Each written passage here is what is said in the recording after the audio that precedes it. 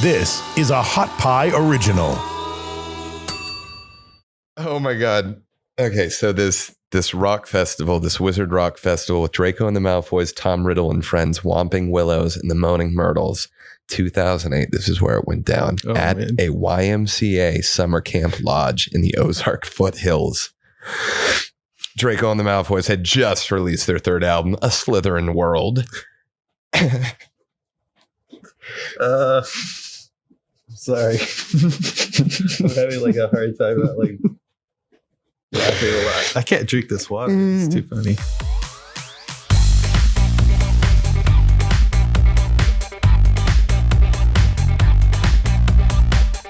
Hello, America.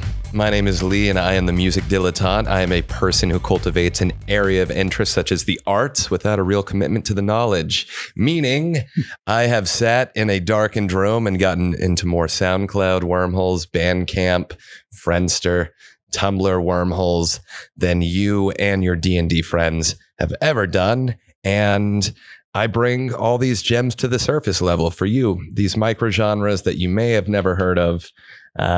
Genres like bounce music, gothtronica, hipster hop, shitgaze, cloud rap, chill hop, cowpunk, dark wave, blog house, Ethiopian acid jazz, chopped and screwed, hypnagogic pop, neo trash, bedroom pop, Detroit techno, avant-garde jazz, yacht rock, indie-tronica, Mongolian throat singing, and Cambodian 60s rock. Wow.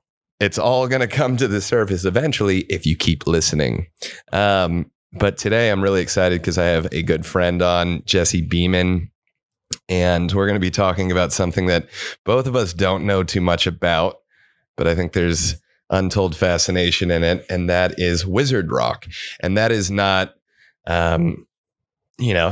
like heavy metal, like Black Sabbath, or like wizardry. No, this is wizard rock specifically derived from Harry Potter books and Harry Potter movies, and a revolution that sprung from the loins of J.K. Rowling's books that took a lot of these bands on, quite the adventure. A lot of them got to tour the world. Wow. Singing about Harry and Hermione and the different plot points and maybe alternative fiction. It sounds serious. Yeah, it's extremely serious is the one thing you need to know I feel about like this. There's a lot of hard dollars behind it. There's a lot of suits, a lot of contracts, being signed, beautiful like poetry, and it's good.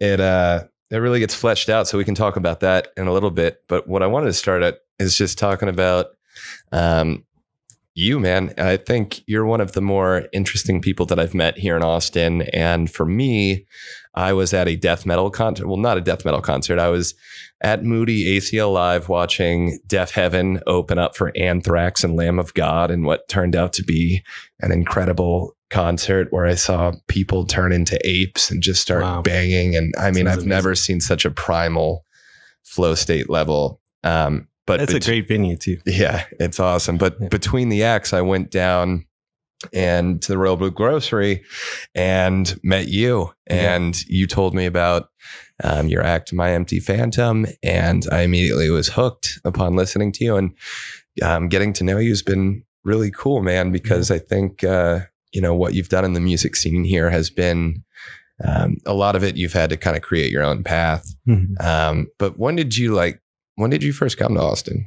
2005. Yeah, I moved here when I was pretty young, like just 18. 2005. And was music on the forefront when you got here, or was it just like? Yeah, definitely. I moved here with like two of my friends, and we were like in this little band. And that was the goal for me. Like, I just never really wanted to go to college. I just kind of was like, I want to play music, be creative, and moved here and that's all. You're one of those savants, though. Yeah. It's just like, I know exactly what I want to do. Mm-hmm. No interest in college at all. I'm not going to blow 80 grand just ripping bongs, pretending like I'm into kinesiology. Yeah, cool. Exactly. Because that's what I would do if I was in college. I would just be doing that. I'm not leaving my dorm room, Kai. Just leave the mushrooms outside, Kai. It's cool that you remember that, though, like when we met, because now I'm remembering how that went down. What I remember was your energy, because I was like, you you were so positive, and I was just kind of like blown away by the music I had just seen, and was like verbal diarrheaing, like, oh, I just saw Anthrax, and like they just, destroyed my brain, and now I got to go back for more Lamb of God. And, yes. And you were like, started talking about your band, and was like, oh, I'm a music journalist here in town. And that's when I got into My Empty Phantom. And tell me a little bit about how My Empty Phantom came together, I guess. Yeah. Well, those guys I moved up here with, the main guy, our oldest musician in the band, he left the group. He was just he sold all his instruments and was like, I'm done playing music. And for me and my friend, we were shocked because we looked up to him so much. He was so talented. And after that, I actually kind of decided like, well, I'm going to like keep playing music myself and learn how to do kind of like a one-man band. And I kind of modeled my setup after a guy named Dosh, who was like a one-man looper. And it's really crazy because we'll talk about it later, I guess. But yeah, Dosh is now on the label that I started. So so I kind of modeled it after that and just never really looked back and just started touring and got really caught up in that touring culture of just like being out there all the time and moving, and just I got kind of lost for 5 years of just touring as My Empty Phantom, this one man band. But really during those years, I was kind of like learning how to play live. Like I really didn't know what I was doing. I was just kind of like had all these looping pedals and just started going off. And I just did that for a few years. And then, out of nowhere, I just kind of got opportunity to go to Europe. And so I went to Europe when I was like around 23. So about 3 years of touring, then I started going to Europe. And ever since then, it just kept snowballing. I just felt good about it. So I just kept going and felt like it was a positive thing in my life. So, yeah. And so My Empty Phantom is still like part of you and still going on? I don't know. It's interesting. Recently, I kind of took the moniker away and decided to release music under my name. I've thought about like maybe one day I like to not like close doors, so maybe one day I'll put out like a My Empty Phantom record. Well, I don't know if that's any different, but I do feel like I'm exploring new sounds and starting to be a lot more interested in collaborations, whether it's solo work or not. Yeah. That's what blew me away when I saw that you were a solo artist that was doing a lot of instrumentals, and it was kind of at a time where like Explosions in the Sky, especially here in Austin and Friday Night Lights had peaked, but that cinematic instrumental build that was powerful, and you had shades of that. But then I also saw that you had these audiences in Mexico and Europe. Like this was a style of music that translated, because it didn't have lyrics or a lot of lyrics, that everybody had tapped into it. And I was like, my God, like, I've heard of Explosions in the Sky, but I haven't heard of My Empty Phantom. And this guy is just like touring around the world, invigorating audiences with these beautiful soundscapes. Wow, thank you. Yeah, that was cool. Like, honestly, it was like an interesting time because Explosion in the Sky was like very big at that time. And when I would go to Europe, like everyone would bring them up to me because I'm kind of exploring that sound, but I'm like one person. And I played a big instrumental festival out there. And I think a lot of people told me I stood out because I was like by myself performing this sound that's pretty big, and I was doing it alone. And sometimes I think that like one of the reasons why people gravitate towards it or relate to it is because I think everybody wants to be in a band or perform live and experience that feeling of like projecting music loud to people and letting people feel something.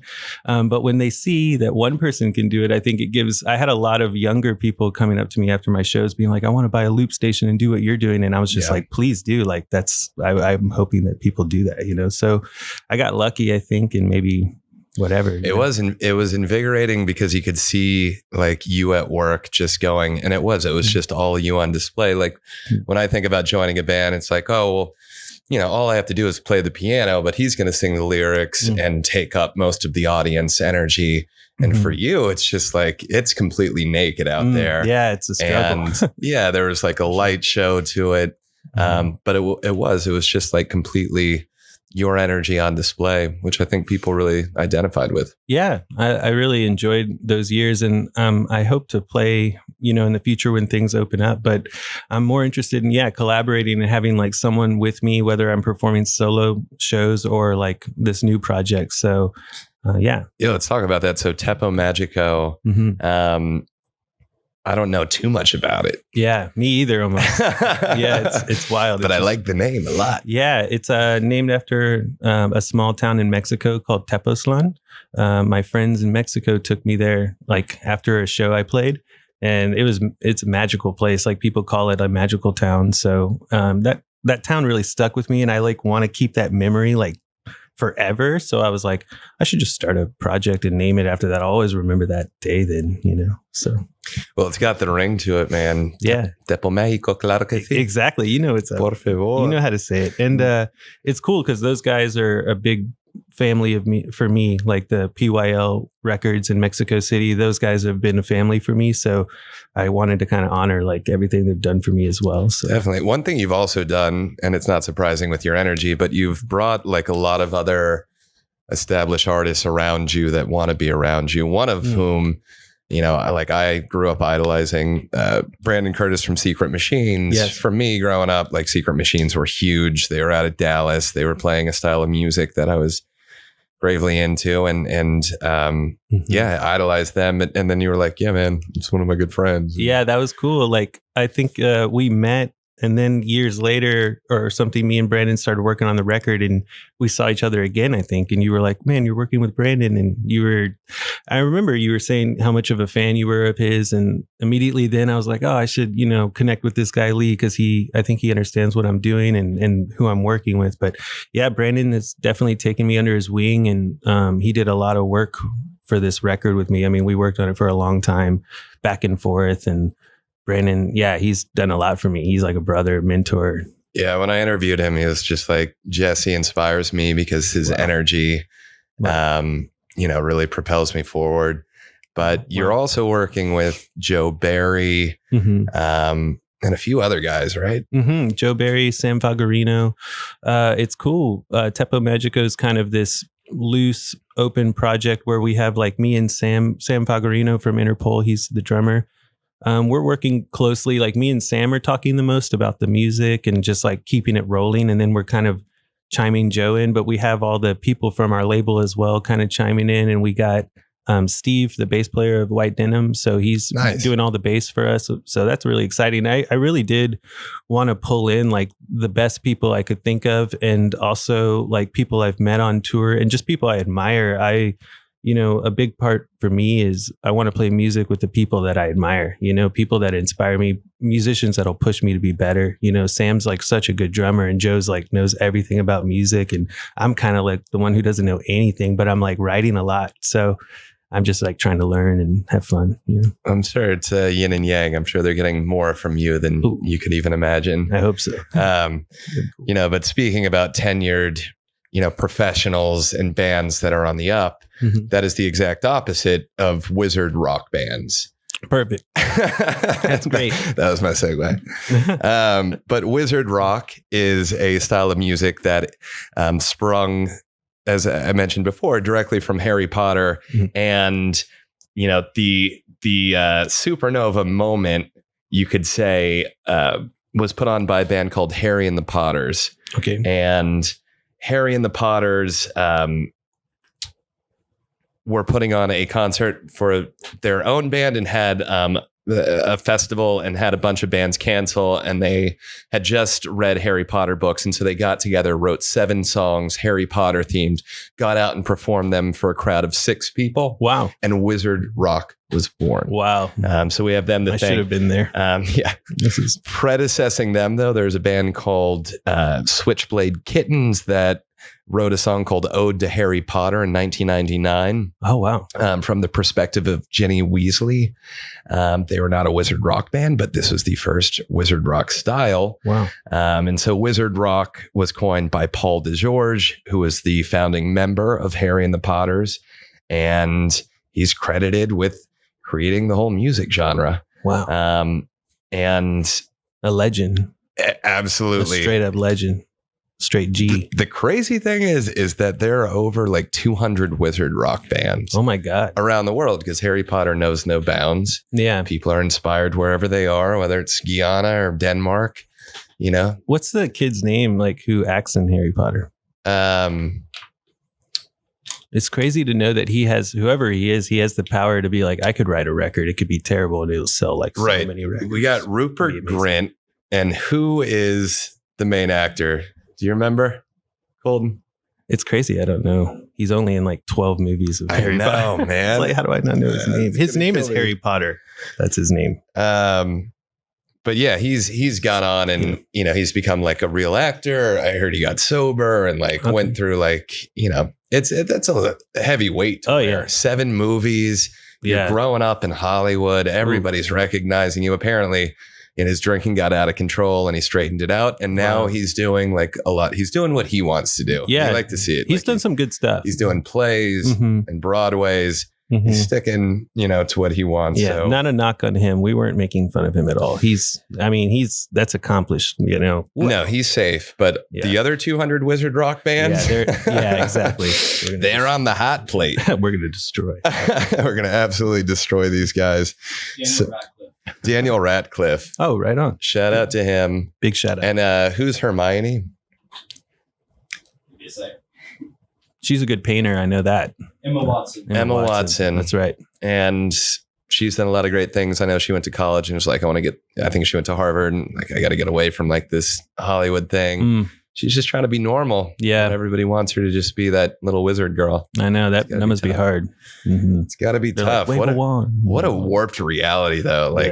You just for the rest of your life, everybody's waving pencils at you and saying, God. Luminos. That'd be crazy. Yeah. That'd be crazy. Yeah. Life already is crazy enough. I can't imagine for them dealing with that. Yeah. I'd have a mental break, but they probably have more mental fortitude than I. Yeah. They probably can't. And more money. Yeah, exactly. Let's be real. It's just put up a nice money buffer. Okay. I think they're doing okay. But Paul DeGeorge gets going with Harry and the Potters. They start playing elementary schools, the best place to start. Of course. And they start building a following. And they release their second album, Voldemort Can't Stop the Rock, actually got them on a national tour. Wow. They started selling out small clubs. Of course, I think Universal steps in at some point. It's just you can't sell merch. You can do the songs, but you can't sell merch. Pump the brakes, guys. Which I think is actually pretty cool that they let them keep going on as Harry and the Potters. Yeah. Because they probably could have just dropped the axe on them. They could have destroyed them. But Harry and the Potters continues on, and they just take the country by storm. And every time there's a new Harry Potter book that's released, they get booked for weeks and months. Wow. Every time because there's 7 books and then the movies. Wow. So every time another thing, who are you going to book? Who's going to hype Harry Potter up than Harry and the Potters? That's a great idea. But what they didn't know is that in the wings of Harry and the Potters, in their company, they had a Slytherin. They had a snake in their midst. And his name is Brad Mellenbacher, and he would start a band called Draco and the Malfoys. And this would be pretty close to Harry and the Potters, but songs that are written from a Slytherin perspective and actually attacking Harry and the Potters. The other side. And so you could call these the Stones to the Beatles, Oasis to Blur. It was Harry and the Potters and Draco and the Malfoys, and they were competing for bills and competing for girls. That's crazy. And wow. And for wizard groupies, I'm sure those existed. But eventually, they would grow to realize that they needed each other, as most people do. We all do. Yeah, like Batman and Joker. Or something, Who would the Batman be but a weird guy running around in a skin tight suit? Yeah, they definitely these bands definitely need each other. They really need each other more so than anything. These guys really need each other for therapy and other but Harry and the Potters would eventually play their 500th show in the summer of 2011, and I mean they had a real run of it where they toured the world. They had an indie pop style. A lot of people compared them to They Might Be Giants. And they just put a lot of energy, behind their songs. But with Harry and the Potters and Draco and the Malfoys and those originals, you now have what you can start branching off, and it gets really weird. So we've got bands called the Whomping Willows, the Remus Lupins. These were just a few. One of them. These names are, how do they do almost the best part. I know. I don't even have to hear it. I just love. I'm just like, wow. I love them. I'm buying that record. You got Oliver Boyd and the Rememberalls, the Parselmouths, the Moaning Myrtles, the Mudbloods, the Butterbeer Experience. That's wow, one of my favorites. The Weasel King, Riddle Tom, and the Parselmouths are pretty interesting because it was started by Christina Horner and Brittany Wahlberg in 2004, and it was an all-girl group based on the characters from Slytherin House. So the premise of the band was to create and portray very real Slytherin girls. They picked Pansy Parkinson and Millicent Bulstrode as the two characters that they wanted to emulate. And they have to put themselves into the Harry Potter world as silly, boy crazy, mean Slytherin girls. But the Parselmouths hope that you'll see deeper messages in a lot of their songs. Just as Draco showed his weakness in Harry Potter and the Half-Blood Prince, Christina and Brittany and the Parselmouths try to show Slytherins aren't all evil. Now, if I had a Sorting Hat jump on me right now, I don't know how much you know about Harry Potter, but I'm pretty sure I'm a Slytherin. Okay. What makes you think that? I like dark metal a lot. Like I'm into Manson and Zombie, and I don't know. Maybe if I like Slytherin. Yeah. If I like had to go to high school at Hogwarts and I just saw like everybody's Gryffindors, the goody two shoes, right. We're all just like, well, like we like studying and just being all American. Right. And you got your Hufflepuffs who are, it's pretty much like the stoner house, but maybe like the creatives house and too. this is in high school? Yeah, this so is that's where I would be, I guess. Yeah, I could see like Hufflepuffs would be fun. Yeah. And then you have the Ravenclaws who are pretty much just, those are going to be your nerdy, super sharp types. But then you have your Slytherins, and they're more of like the kind of like punks. Yeah, kind of like goth punks. Maybe with like a few nationalist, because they were all about being purebloods, which was kind of creepy. Yeah, that is just very fascist, very weird. Not into that part, at all. Yeah, actually. You could adjust. But yeah, I understand. But I'm sure there's different segments. Of people, in high school, a lot of people hung out with people they didn't like. Exactly. There's a crossover. I'd be a Slytherin hanging out with Hufflepuffs, like going to the Hufflepuff jams. Yeah, that's cool. Yeah, and I think the Hufflepuffs is where I would be. Right?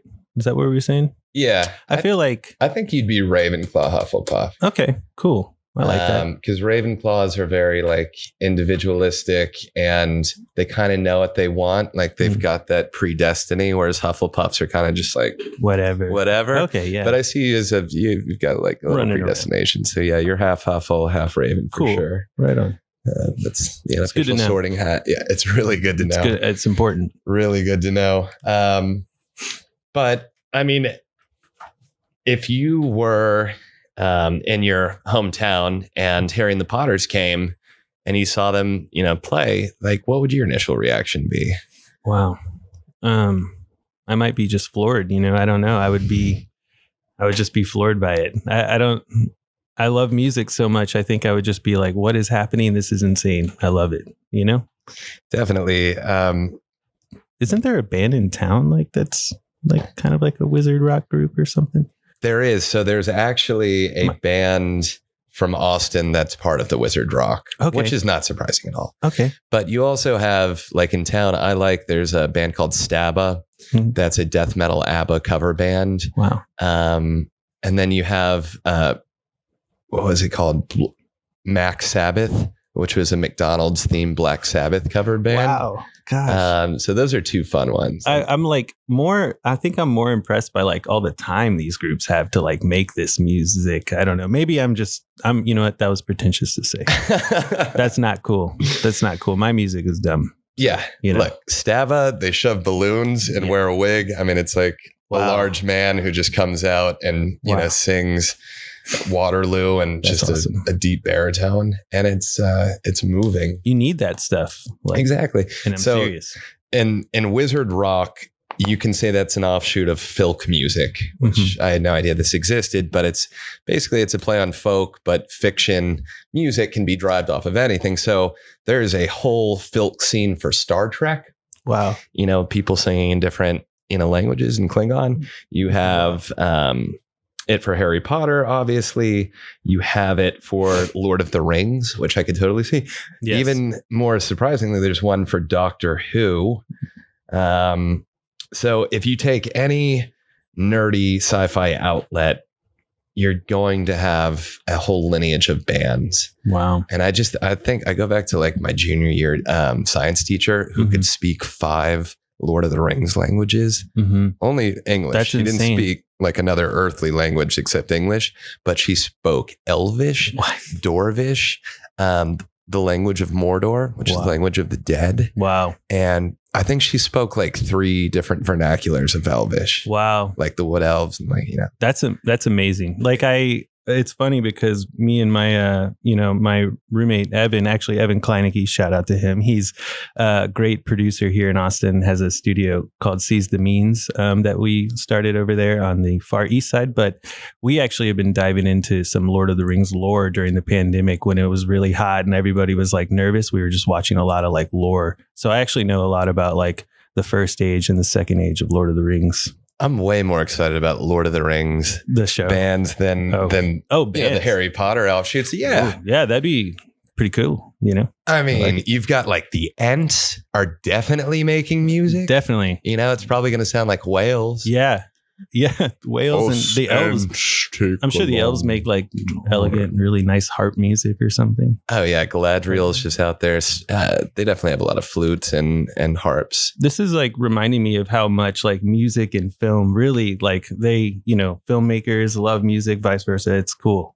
It's cool to see sci-fi's inspiring things and fantasy too. Absolutely, especially when it comes to Harry Potter. But one thing that Harry Potter did do is that they brought in the movies, and I remember this was pretty cool. I guess it was during the Goblet of Fire movie, but Radiohead's Johnny Greenwood and Phil Selway, as well as Jarvis Cocker from Pulp, Wow. were actually supposed to be the Britpop wizard supergroup, the Weird Sisters. Whoa. So when they cut to like that band playing, I think they're playing at like a dance that's happening at Hogwarts. Those are some rock legends Wow. in there. And then also Ian Brown from the Stone Roses is also in the Harry Potter movies, hanging out the Leaky Cauldron. Wow. Yeah. So That's cool. I like it. you've got rock royalty injected right into the movies themselves. Apparently, a lot of Harry Potter characters were in Game of Thrones. Apparently, there's like 20 people that were in both or whatever. It doesn't sound too hard to end up in these movies. Right? It sounds like if you just tweet like, hey, I've got like 100,000 followers. Like, I really dig Harry. Yeah. Maybe you could just put me next to Hagrid. Yeah. As his half brother or something. I like dragons and wizards and stuff. Yeah. You're in. Yeah. It doesn't sound too hard to end up. But then you think about like these movies are going to live on for generations. They may be remembered more so than your music. Yeah. And Those movies are, yeah. they're going to go on for a while. You're hanging out in the background, during a battle, waving an axe. That'd be amazing. I would love That's your that. grandpa right there. Yeah, I did that. He fought at Helm's Deep with the dwarves. Like, didn't you actually like fighting in a real war? No. But you need to remember, This is the one to remember. he was at Helm's Deep when the walls fell. Man, He fought for the king. I'm impressed by all this research too. It's like, wow. It's making me like laugh, like all this stuff you're reading to me. I'm like, wow, I'm trying not to laugh a lot. It's being the dilettante and not having a life. See, other people progress in life, right? Like they pick a chosen profession and they move up and they learn skills. I stand in my own waters. I like it. Yeah. of non-progress and just, I don't believe that, but I believe it. I immerse myself in, the various rainbows of microgenres in music. And that's how I find my purpose. And I bring them, to people who may not care. How many people care about wizard rock? not that many right now. But one more. Yeah. Right here. But I'm walking out of here and I'm just going to listen to Wizard Rock forever. I got Jesse Beaman as a convert. And that's all I need to hear. I'm in. But I mean, when you do talk about the influence of Wizard Rock and Harry Potter, nothing is more evident than going through the lexicon of these different bands. And there's a band called As I Lay Dobby, which is an As I Lay Dying reference from a band in New Jersey. So, they brought metal into the Potter sphere. Yeah.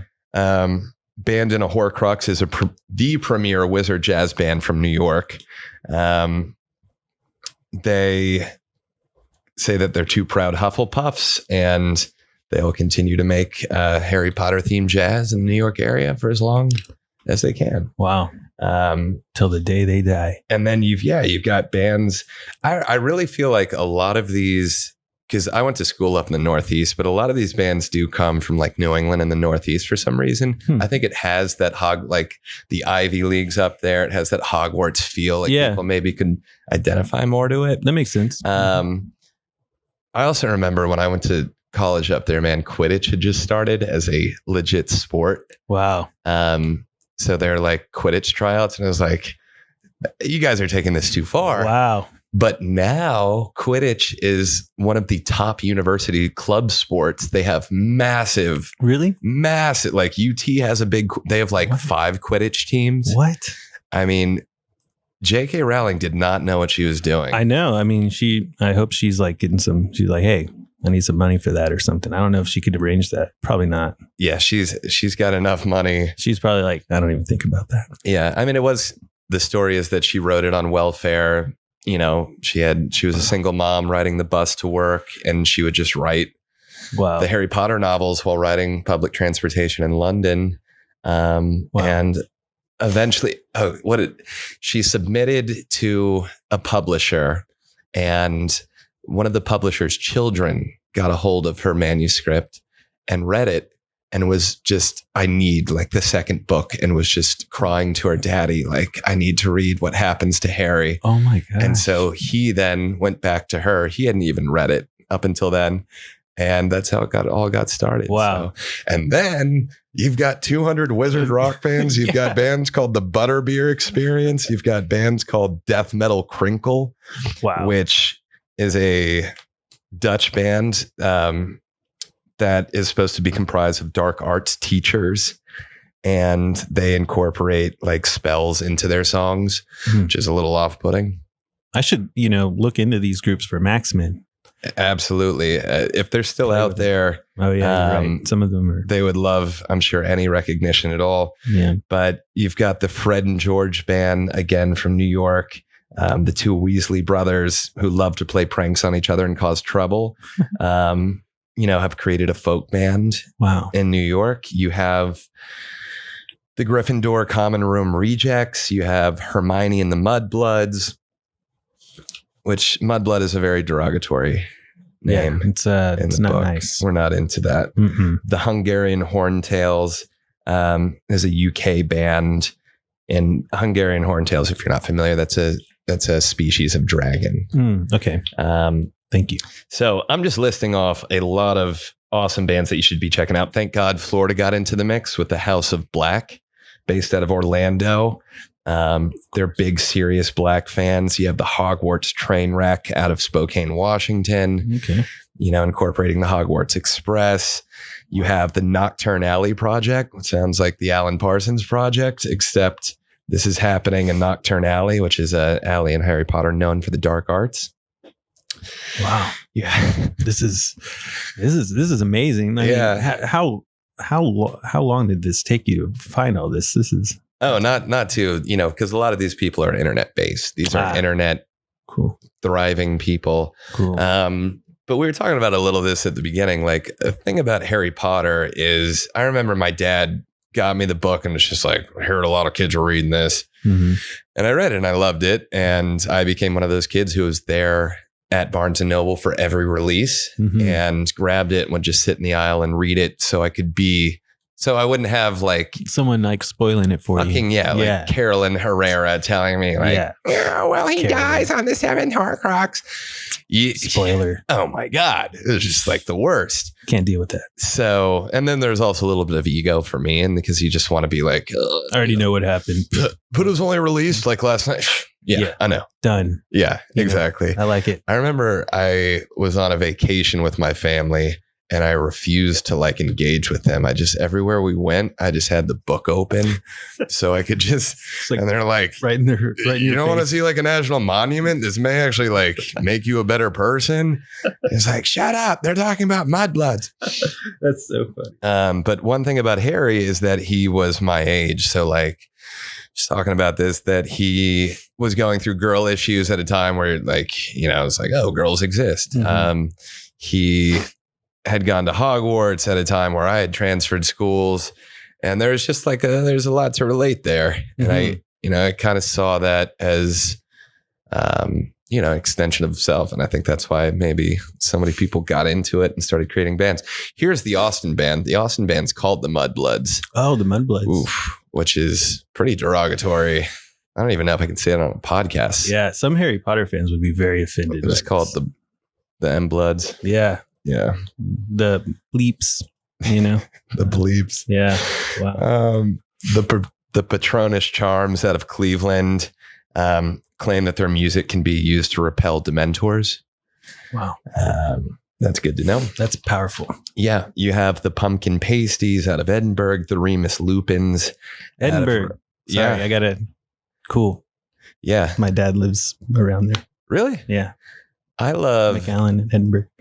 Edinburgh and Glasgow. I'm a huge Train Spotting fan, and I've always wanted to. You know what? You're talking about Scotland. Never mind. Oh, you're talking about Edinburgh, Texas. I was really excited for Edinburgh, Texas for a second. Oh, no. I really thought they had something cool going on, but it's totally Scotland. I saw this meme during pandemic. It's like, oh, you want to travel the world? Well, just take this Texas road trip. You can hit London, Dublin, Paris, Edinburgh. That's great. Stockholm. They're all in Texas. UK baby. and Texas. Let's do it. There's absolutely no letdown. In fact, in Paris, Texas, I think they actually have like an Eiffel Tower set up somewhere. Wow. Damn, I thought it was like your dad's in Edinburgh. Like, I know. That would have been cool. I wish he was living in Scotland. That'd be nice to go visit. But anyways, Texas will do. You continue. I'm sorry to get excited for Edinburgh, Texas. Dare you get in my flow of... I know, you're flowing. Wizard Rock. Keep it going. So there was actually a Wizard Rock festival that was held, I believe it was in 2008, and it was the first time any of these bands had gotten together. And I would just like to be a fly on the wall of that backstage. Yeah, that'd be insane. What kind of debauchery was happening down there? I like that. They're all chugging butterbeer and casting spells on each other and love charms. Damn. And they're all like, it's like being alone in the world, being your own species, and then finally like running into like where you belong, I guess. Wow. I bet it's a party. Did that just warm your heart? It warmed mine. Did feel good. But yeah, it did feel good. Mm-hmm. But at one point, all of these bands were brought together. Now, the death knell of Harry Potter bands and Wizard Rock was there's no more releases. All the movies have come out, all the bands. That's not true, though, because we have like these offshoots that continue to spin off. That's true. Yeah. So I've heard about those. Right. You could still, I guess, continue with that.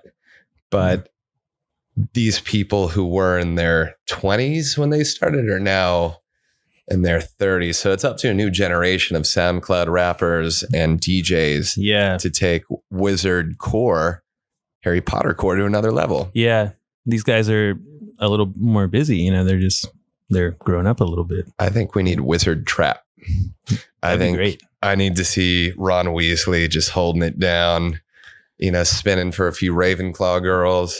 I like that idea. Do you think that these the younger generation? Do you think they'll create Harry Potter bands? Do you think this book will, like Lord of the Rings? Will kids be reading this forever?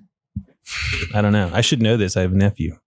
It's tough to say. I think He read Harry Potter. Like Harry Potter's always going to be in for everybody who read the books. He's always going to be in the back of our mind, deep in our limbic somewhere. But for the new generation, it's like, yeah, are they gonna create SoundCloud remixes involving Harry Potter? I don't think so. I don't think it's as fresh. I don't think it's as on top of the mind as it once was.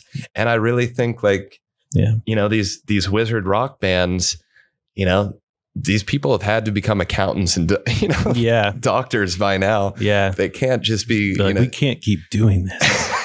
Like they're all talking about it. Like, how much longer are we going to do this, guys? I thought we were Slytherins for life. Yeah, some of them are really upset about it.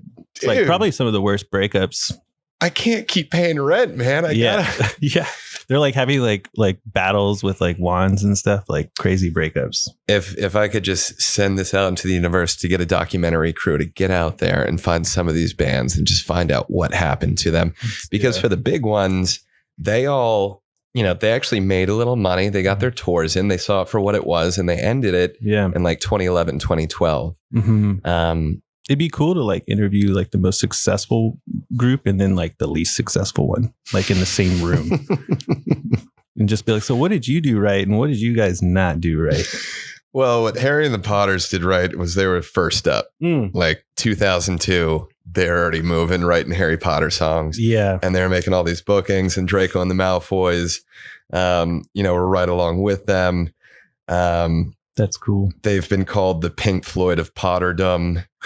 Sorry. Sorry, that's just like they oh my god. Okay, so this rock festival, this wizard rock festival with Draco and the Malfoys, Tom Riddle and friends, Whomping Willows and the Moaning Myrtles, 2008. This is where it went down at a YMCA summer camp lodge in the Ozark foothills. Draco and the Malfoys had just released their third album, A Slytherin World. Sorry. I'm having like a hard time about like laughing a lot. I can't drink this water. It's too funny. Okay, so Draco and the Malfoys, their whole existence was based off of being like the antithesis of Harry and the Potters. And a lot of their lyrics were anti-Potter lyrics.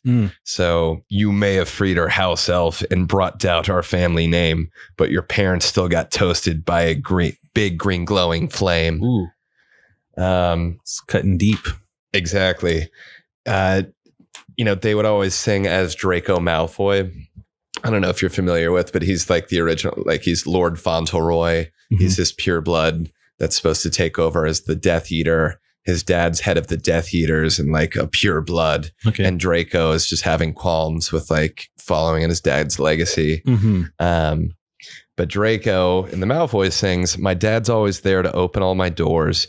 You have to call a Patronus just to catch a glimpse of yours. My dad is rich and your dad is dead." Ooh. Were lyrics that Draco would sing. So they would like have this battle of the bands at Rockfest at the YMCA camp and the Ozark foothills in 2008. And if there is not footage online, how is there not? Like, this is crazy. Like, if there's not footage online of this, then the world has missed out. I feel like I don't know anything about music now. All of a sudden, I'm like, I don't know anything. Like, the problem is that little kids apparently took it really personally. So if you weren't of the age where you could conceptualize that these weren't actual wizards and that maybe this wasn't a real world, this really messed with a lot of psyches at the time. Oh, I don't want to know where those kids are now. They're probably messed up. Yeah, well, they definitely took the dark side and they became Death Eaters. But I think they charged, it was a $5 entry fee to Rockfest 2008. Sweet. And we all missed out on that, unfortunately. But I agree. I mean, there's so much content here and there's so much creativity happening. And everybody, none of these people are not having fun when they're creating this music. It'd be crazy if you were doing that and you weren't having fun, but you just kept doing it. That would be crazy. That would be like insane. I would be like, what is going on? But yeah, I hear you. You are just insane. Why do you keep doing this? It's like, I hate doing this, but it's just part of life. Look, I started chasing quaffles in Peoria. in 2006 and it just hasn't worked out yet. But if we just release 5 more Potter themed albums, I guarantee you, It'll pop. we are going to be headlining the next Rock Fest. You know, when you're starting the Chocolate Frogs in Williamsville, New York, you know, you're not having a bad time. But I just think that there's so much for the new generation to pick up, and that, yes, we do need SoundCloud new disco remixes. Yes, we do need trap music, you know, for Slytherin heads. We need, you know, Hagrid new disco love. Yeah. I don't know. Like, there's just too many. There's a lot to cover. Ways to go. But at the end of the day, you're still stuck in like a fictional non-reality that may be hard to cross the barrier at some point. Yes. But to judge is to be judged. And I would reserve judgment for all these people because they probably are having a better time than I. Yeah. And, you know, although everything's died down, you know, a lot of these are still remembered fondly. And we just hope that, you know, everybody found a soft landing after. Real soft. You know, it'd be really funny though, if like a band that was like, Imagine Dragons was actually like 2 iterations before was a wizard rock band. Yeah. You know, like, or some nationally dominating band, you know, that's, you know, like we heard Mumford and Sons was actually like, they were just writing songs about Diagon Alley. Yeah. Like you find out later. Yeah. You're like, oh wait, this whole thing is based off of Harry you were Potter. closeted wizard rock. Yeah. That'd be really cool. Be like impressive. I mean, what if it's just like a mass cover up and that most of pop music It's just wizard rock. emanated from wizard rock? I don't know what I would think about life after that. I'd be confused, but I would accept it. Yeah. You have to, if that's what it is. Yeah. It's the fascism of wizard rock. You just have to accept it, how it is and what it's going to be. It's cool. I felt like that was like, I learned stuff today, you know? Yeah. That's what we cool. try to do on the Music Fringe, is just take these dark little seeds of wisdom that most people would throw out as, hey, that's a waste of time. Hey, maybe you should get a job. Hey, maybe you should actually focus on something that'll affect society and reality. Want to come down to the studio? And I say no. I say wizard rock lives on, and we're going to document it here today at the Music Fringe. Yeah. Le musique dilettante. J'écoutais la musique. Ça va? This guy. Good.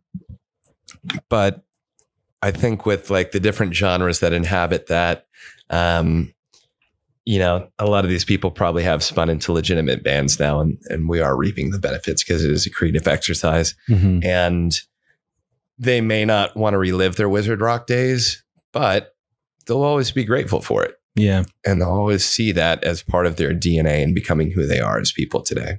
Yeah, absolutely. For you, though, you know, I think it was hard to define, you know, what music genre you were. Did you like, you have to fill out a Facebook page and like, here's who we are. This is my band. Usually you have to like write, here's kind of what we sound like. And that's a shitty exercise for bands because you can list influences, but to say like what you sound like, well, it's up to the listener. Right. I mean, how did you navigate that personally? Good question. It's funny because I've never really been into genres like ever. Like I've never really paid attention to genres. And so even though some of my favorite artists were like considered certain genres, like I would get off like the stage or something and someone would be like, oh, you remind me of this genre. And it would be like one of my favorite artists or something. And it would like I would never say it to the person talking to me, but in my mind, I would be like upset. Like I hate being boxed in, you know, even though, yes, that's like one of my favorite artists and it's a huge compliment.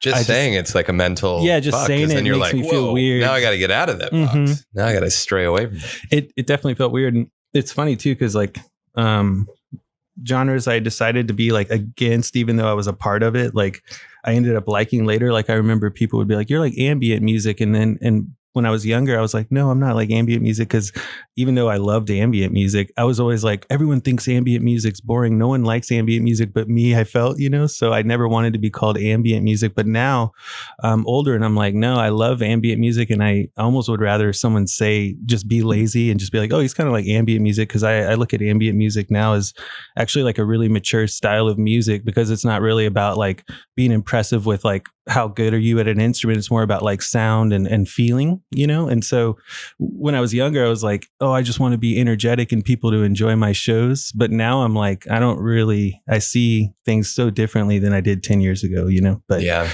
genres are tough. Yeah, ambient, I definitely had negative connotations at the beginning, because ambient music was what you would play when entering a lobby of a mall, or that's what they play in or a like brainwashing video for a cult, or it's weird. Like when I first moved to Austin, like I've always been into ambient music, style of music. Like some of my favorite Aphex Twin songs when I was like in high school were like ambient works. And then one of the, like there's this record called The Fireman, or a project called The Fireman, and it's Paul McCartney from the Beatles. McCartney? Yeah. And he did ambient music with this like London DJ. And that's kind of what got me into ambient music. Like when I was like 16, I heard that and was like, what's this? It's like a piano melody that just plays for like 10 minutes. And there's all these like weird sounds in the background. And I just fell in love with it. And since I was like 16, I've been just like exploring ambient sounds. I had no idea. So Paul McCartney has a side project called The Firemen. Yeah. That was ambient music. Yeah. It's crazy. Oh my God. It's such a crazy record. But yeah, when I was that age, I felt like very isolated, like, but all of a sudden recently I feel like some ambient music is like doing well in the main, incredibly well. Yeah. Like my friend Juliana Barwick, she's very ambient, but she's really done well, like doing really cool shows, playing with great groups and stuff. So I think it's what people need too. That's like the music of pandemic. Totally. Chill me the fuck out, please. Yeah, I got some cool responses releasing Bandcamp's singles during the pandemic. A lot of people would say stuff like that. So in a weird way, the pandemic, I had a lot of people saying like, oh, your music would be perfect for right now, these times. And I always felt like so isolated Austin's a very like energetic city, a lot of rock and roll and stuff. So I always would have to tour to feel like more like welcomed, or more like, oh yeah, I love sitting in a church and just watching like music, Yeah. So that's what I miss about South by, is because you would have those enclaves of like, they would call it like the World Music Showcase or whatever, or the Ambient, but yeah, you could lock into showcases that weren't just like a mile a minute, just band after, it's just all ambient. Totally. Did you know a band called The Books? Oh, my friend Matt Kramer brought them up to me a long time ago, and I don't think I ever heard them, but he was like, you should listen to The Books. They're so weird. They incorporate just like farm sounds and just like weird field, just everyday sounds, and just spin off them, and that's been incredible. How about Square Pusher? Oh, I love Square Pusher. Yeah. One of my favorites. I don't know, like something Poetry 9. I forgot that song name, but that's like one of my favorite songs. I don't know my favorite song names, by the way, but that song, track number 3 on Ultra Visitor, is like one of the best tracks. It's like a drum beat that just keeps building with like a really cool, like synth melody or something, like a real nice pad. But that's like my favorite. So if an alien landed and was like, you got to get in, we're doing 1 year. I'm taking you on a tour. We're going to see the whole galaxy. Whoa. You're going to get some cool powers when you get back. So it'll be worth it. You'll see your family again. Don't worry. Wow. But how are we soundtracking this whole trip? Wow. You get 2 artists that you get to play the whole of that year. And it's just you and an alien locked in a little pod together. Wow. That's really hard. I would probably like, there's so much music, but since we're going to space, I would say I would probably do an old throwback for me. Like I haven't really listened to Sigur Rós in a long time, but they're like one of my old throwbacks of like really cracked my mind on like, wow, I didn't know music could be so beautiful, emotional, like slow, So I would definitely bring them. And I think the next person I would probably take the next music would be, I'm just going to say Aphex Twin. I don't know why. Just because he would do well in space. Yeah. I like some of his stuff. It kind of bends my reality when I listen to him. So I could just see it like the stars zipping by and you're just like, Yeah. It's like his stuff is weird because like he'll get really crazy and then he'll be really calm sometimes. Like he has like multiple personalities, you know? yeah, he's human. Yeah, I love it. Yeah, some of his music videos too are just like the greatest music videos ever. Yeah. Like the one where all the girls have his face and they're dancing. Super weird. Fuck, man. So cool. Yeah, those. Sigur Rós probably is the greatest answer to that question. That's a good one. You hit that on the head. That's like 1,000 points to Gryffindor. Something to like be calm in space, you know? Definitely. I feel like they wrote it knowing that was going to be played in space. Like, Yeah. They should send their music to space. well, when Didn't they NASA, send some music? Okay, so NASA, I remember asked like Damon Albarn from Blur to like create a melody that they could play back. Oh, wow. To hear like one of their receivers that had landed on Mars. They're like going to send a message. So it's going to be like this melody. And so they had Damon Albarn create that. I wish I'd gotten a little more into like where NASA and pop culture and music have crossed over at different times. But there's been a lot of cool stuff. Like there was that project to capture sounds from around the world and create a time capsule that if an alien did find it, you know, here's how we say hello in like 50 different languages. Wow. And here's a sampling of music from different parts of the world. Wow. And yeah, That's amazing. I think that was cool. called like the Golden Record. Wow. And I wish I had more info on that. I could have created. And then they created like music for plants, Plantasia. Yeah. Yeah. That's true. Yeah. That's really stuff. true. Science Yeah. and music are always coalescing. Yeah. I love that. It's beautiful.